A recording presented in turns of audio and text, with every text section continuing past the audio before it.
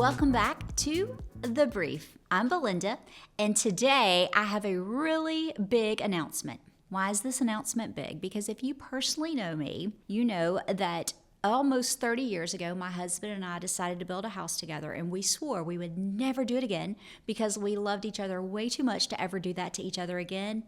But here we are. We are building a house. Why are we building a home? Well, let's talk a little bit about where we are in the market right now. With so many homeowners having those incredibly good interest rates, remember 2020 to 2022 when they were in the 2s and the 3s, there's not as much inventory on the market as what would traditionally be on the market. So that means more people are turning to building their own home. And while I'm not out there with a nail and a hammer, I do have a builder. I want to talk today about things that went into this decision because there was a lot. And even being in the industry, I didn't realize how many things were going to play a factor in this decision. So when you build a home, things that are important to consider.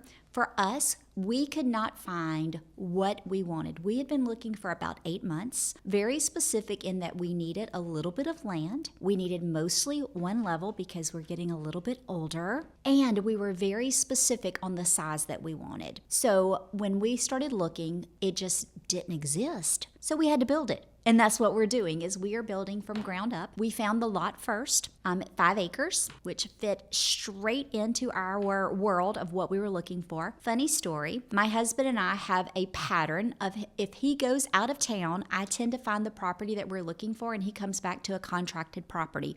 It's happened 4 times in the 30 years we've been married, so it's a pattern. My husband went out of town. Literally that Saturday, this lot got listed. And that's when all the decisions started. So if you're having trouble finding the property that you want, maybe a construction loan is what you need as well. As a mortgage lender, there are very specific differences in buying a home versus building a home. Things that you have to consider. Choosing your builder. Is your builder going to carry the construction loan or will you carry the construction loan? There are so many factors that you need to think about in that new construction process that the sooner you can talk with a mortgage lender, the better. Because we're going to ask you questions that you probably haven't thought of. Let's break down the differences between buying and building from a mortgage perspective. First and foremost, interest rates. Interest rate on a construction loan is going to be different than the interest rate on your permanent loan. There's different ways you can finance. You can do what's called a construction to perm, which is a 2-time close,